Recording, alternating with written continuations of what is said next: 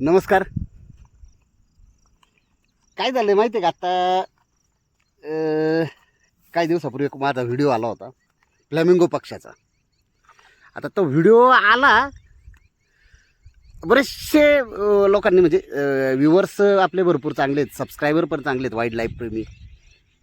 परंतु प्रॉब्लेम असा झाला, तुम्हाला सांगतो, ज्यावेळेस मी त्या खिरेश्वरला गेलो, आता लोकांचं काय झालं माहिती आहे का, हे बघा, निसर्गप्रेमी भरपूर आहे, प्रत्येकाला आनंद घ्यायचा असतो आपल्या कुटुंबाबरोबर. सगळेजण येतात, कुटुंबानी फिरण्यासाठी येतात. परंतु त्या दिवशी मला जे दृश्य दिसलं ना, इतकं भयानक दृश्य होतं का. आता ते दृश्य काय तुम्हाला सांगतो, कमीत कमी 100-200 ट्रॅव्हल्सची त्या पूर्ण भिंतीवरती लाईन.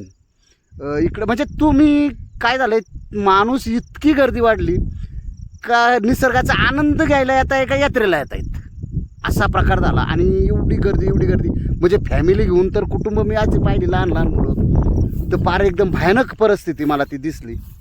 म्हणून मी तुम्हाला सांगतो माझ्या व्हिडिओच्या माध्यमातून, एक लक्षात ठेवा, तुम्हाला जर खरंच निसर्गाचा जर आनंद घ्यायचा असेल ना, तर सुट्टीच्या दिवशी जाऊ नका त्या खिरेश्वरला. तुम्ही अदरवाईज इतर दिवस ठरवा आणि त्यावेळेस त्या ठिकाणी जा. किती हातबलपणा झाला माणसाचा, किती माणसाने काय करायचं, कसं काय करायचं, बरं कुणाला समजून सांगायचं, हा लय मोठा प्रश्न आहे. सांगता काय होतं माहिती आहे का, आता जेव्हा ज्याला असं म्हणतात, शहाण्याला शब्दाचा मार. आणि काय आता विशेष म्हणजे ज्यावेळेस आपण एन्जॉय करायला येतोय, सगळी शालेय मुलं असतात, तो काही अभ्यासू विद्यार्थी असतात, अभ्यास म्हणजे निसर्गाचा अभ्यास करण्यासाठी येतात, विविध प्रकारचे असतात, काही कोण सुट्टीच्या दिवशी आनंद घ्यायला येतो. परंतु हातबलपणा तर असा झाला का, खिरेश्वरला आलेली ती माणसं ती तिथं आनंद घ्यायला आली, तर हे बा, आनंद कसला घ्यायचा हे माहीत नाही, किंवा तुम्ही कशा पद्धतीने घेता हे माहीत नाही. अहो, ती दुर्मिळ वनस्पत्या तिथं, आणि तिथं ते बाईक घेऊन गेले, बायकर्स. काही जायची गरज होती का तिथं? पण वाईट एवढं वाटतं ना, पण आता काही खरं तर प्रशासनाचं काम आहे, प्रशासनाने त्यांच्यावरती ताबा. ठीक आहे, तुम्ही लांबून आलात, तुम्हाला इथलं, आम्हाला तुमचा आदर आहे बा, तुम्ही इतक्या लांबून येत आहे, आमच्या जुन्नर तालुक्यामध्ये येत आहे, पर्यटक म्हणून येत आहे. परंतु पर्यटक म्हणून तुमची जबाबदारी काय आहे, ही जबाबदारी तुम्ही स्वीकारा ना. पर्यटक म्हणून तुम्ही जर असं जर करत असाल तर त्याचा उपयोग नाही. आता तुम्हाला जे निसर्ग सौंदर्य दिसतंय ना, आता तुम्हाला जरी वाटत असेल, हे बघा इथं ते दिसतंय सगळं ग्रासलँड आहे. अहो, हे पावसाळाच आपला अजून फक्त 2 महिने नंतर तुम्हाला हे दिसणार नाही. उन्हाळ्यात परिस्थिती काय असते तुम्हाला माहिती आहे का इथली? उन्हाळ्यामध्ये पाण्याचा प्रॉब्लेम असतो. तिथं तुम्ही ज्या पद्धतीने आनंद घेताय ना ते निसर्गाचा, त्याच पद्धतीने तिथं स्थानिकांचे हाल होत आहेत पाण्यासाठी. मग तुम्ही त्याची काही शब्दच नाही तो माझ्याकडं. नाही, हे चुकीचं आहे, तुम्ही करू नका असं.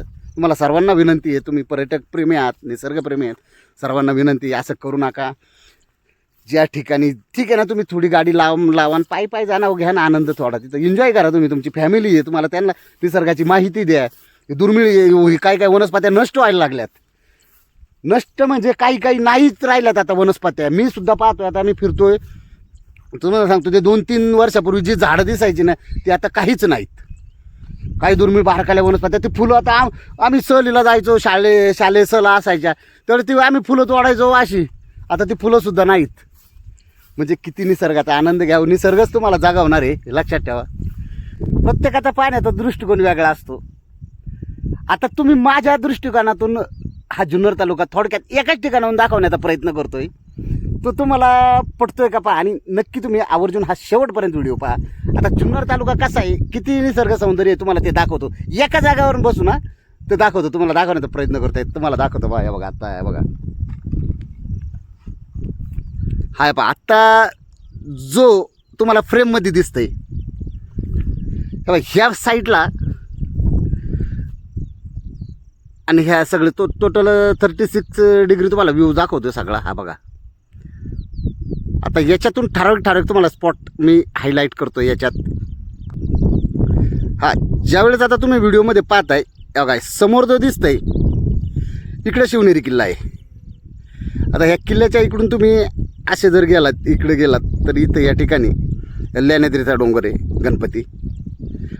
त्याच्यानंतर असे जर तुम्ही जाता इकडं, तेव्हा असे जर गेले तुम्ही तर इथं वराड्या डोंगर आणि म्हणजे गणेशखिंड, तिकडून तुम्ही माळशेज घाटाला जाताय आणि इकडं माळशेज घाट आणि हा जो स्पॉट दिसतो इकडला खिरेश्वरचा आणि हा जो पट्टा दिसतोय, आता पहिली गोष्ट तुम्हाला बारकाईने सांगतो ऐका या व्हिडिओमध्ये, हा जो पट्टा दिसतोय तुम्हाला आता मी जिथं थांबलोय तो पट्टा म्हणजे आपल्या पुणे जिल्ह्याची आणि नगर जिल्ह्याची ती हद्द येते या इथं. आता काय होतंय माहिती आहे का, बघा आपला जुन्नर तालुका कुठपर्यंत आहे तर सर्वातला शेवटचा स्पॉट तिकडं आणि हा इकडला हा शेवटचा स्पॉट आहे. याच्यात तुम्हाला सांगतो जी निसर्ग संपत्ती आणि जी वाईल्ड लाईफ म्हणतो आपण, आता इथं कोणत्या कोणत्या प्रकारचे तुम्हाला सांगतो. या बघा या पट्ट्यात जर तुम्ही फिरलात तर आपल्याकडे शेकरू खारुताई दिसते, परत सांबर आहे, परत हरणाचं सुद्धा म्हणजे मी स्वतः पाहिलेलं सांगतोय बरं का, यांनी त्यांनी सांगितलेलं मी सांगत नाही. हरिण आहेत, त्याला स्पॉटेड डिअर म्हणतो आपण, ते आहेत. परत तुम्हाला सांगतो पिसुरी हरण म्हणजे सगळ्यात लहान हरणाची जी साईज असते त्याला पिसुरी हरण म्हटलं जातं, ते आहे. आणि तुम्हाला सांगतो अजून मी बिबटे तर आहेच, बिबटे म्हणजे आपल्या जुन्नर तालुक्याची शान आहे, मी ते समजलं जातं. त्याची आपल्या ज्या पद्धतीनं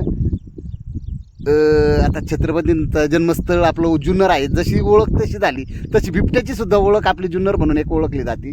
अख्ख्या भारत देशामध्ये, अख्ख्या भारतात नाही तर जगात बिबट म्हणून जुन्नरचं नाव एक प्रसिद्ध झालेलं आहे. त्याच पद्धतीनं आता बघा हा जो तुम्हाला स्पॉट दिसतोय का, इथं सुद्धा तुम्हाला सांगतो एवढी निसर्ग संपत्ती, वेगवेगळ्या प्रकारचे पक्षी, बर्ड, पक्षीप्रेमींसाठी एकदम पर्वणीचे, परत वाईल्ड लाईफसाठी तुम्ही या नक्की या एकदा, इथं आवर्जून तुम्ही भेट द्या. हा जो पट्टा आहे ना खिरेश्वरच्या कोणता सांगतो तुम्हाला, उजव्या हाताला, खिरेश्वरच्या उजव्या बाजूचा, आता माझ्या राईट हँडचा तो पट्टा असतो ना, तो पट्टा म्हणजेच थोडक्यात तुम्ही डॅमच्या या साईडने ज्यावेळेस तुम्ही हे करताय ना ट्रॅव्हलिंग करताना त्यावेळेस तुम्हाला 100% दिसू शकतं तिथं. आम्हाला विशेष वाटलं काही गोष्टीचं, ज्यावेळेस आम्ही बाईकवरती होतो, चालत असताना बाईकवरती चालल्यानंतर आम्हाला एक हरण दिसले. हरण म्हणजे कमी ते स्पॉटेड डिअर म्हणतो त्याला, 4 ते 5 होते ते बरं का. आता आम्ही तर पाहिलं ते हरण दिसले आम्हाला लाईटमध्ये उजेडात. मग आम्ही थांबली, गाडी थांबवली, त्यांना पाहण्याचा प्रयत्न केला, परंतु ते जे 4 ते 5 होते का त्याच्या वेळेस काय झालं, ते उठली आणि जाण्याचा प्रयत्न केला. त्याच्यानंतर त्याच्यातून त्या हरणाच्या कळपामधून जे शेवटला उठलं का ते आम्हाला साधारण म्हणजे सफेद, काय झालं रात्र असल्यामुळं, परंतु रात्री तर सफेद तर लवकर दिसून येतं. इतर हरणांचा कलर वेगळा होता आणि त्या हरणाचा कलर सफेद होता.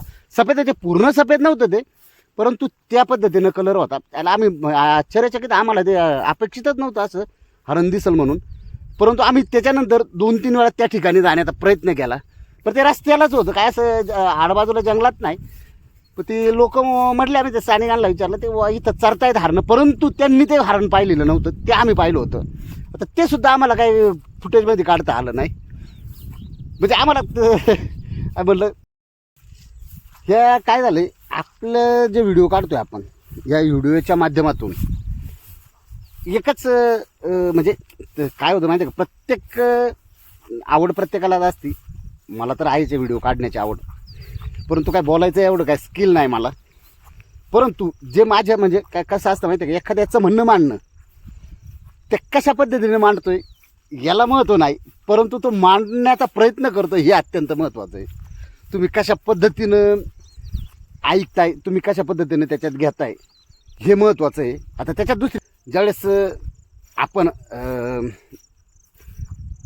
जातोय एखाद्या अनोळखी ठिकाणी जातोय, काय होतंय, तुम्ही ट्रॅव्हलिंग करताय, तुम्हाला आवड आहे बघ फिरण्याची, फिरताना काय होतं माहिती आहे का, आपण आपल्या डोक्यात समजा जर मला व्हिडिओ जर काढायचा ठरला, म्हणजे डोक्यात काय असतं ते मी कधीच प्लॅन करत नाही, अचानक आपण तो व्हिडिओ काढण्याचा प्रयत्न करतोय आणि तो अपलोड करून टाकतो यूट्यूबवरती. आणि त्याच्यातून जर एखाद्याला फायदा जर होता 100% मला कमेंट येतात त्याच्यावरती. आणि तुम्हाला पुन्हा सांगतो का ज्यावेळेस तुम्हाला जर एखाद्या कुठल्या याची आवड असेल वाईल्ड लाईफची, तर मला सांगा तुम्हाला कुठले व्हिडिओ पाहायला आवडतील, त्या पद्धतीने आपण टाकण्याचा प्रयत्न करू तुमच्या आवडीसाठी. आणि 100% तुम्ही जर कमेंटमध्ये सांगाल तर आपण तो प्रयत्न निश्चितच करणार आहे. पण आता काय होतं माहिती आहे का, आता हे बघा, ज्यावेळेस आपण फिरतोय, ज्यावेळेस आम्हाला कधी कधी असे सायटिंग होती बुवा, एखादी प्राणी दिसतोय किंवा पक्षी दिसतोय, तर आपण तो चित्रीकरण करण्याचा प्रयत्न करतो, पण तो कधी कधी येतच नाही. येत नाही म्हणजे काय तर आपण ज्यावेळेस मोबाईल चालू करतोय आणि त्याचा फुटेज काढण्याचा प्रयत्न करतो, तर तोपर्यंत निघून जातो. मग आता करायचं काय त्यावेळेस? मग किती पश्चाताप होतो आपल्याला त्यावेळेस. कितीही प्रयत्न केला तर काही गोष्टी नाही, ते साध्य नाहीत. वेळ ताळतंबे आपल्याला नाही भेटत, परंतु करतोय प्रयत्न.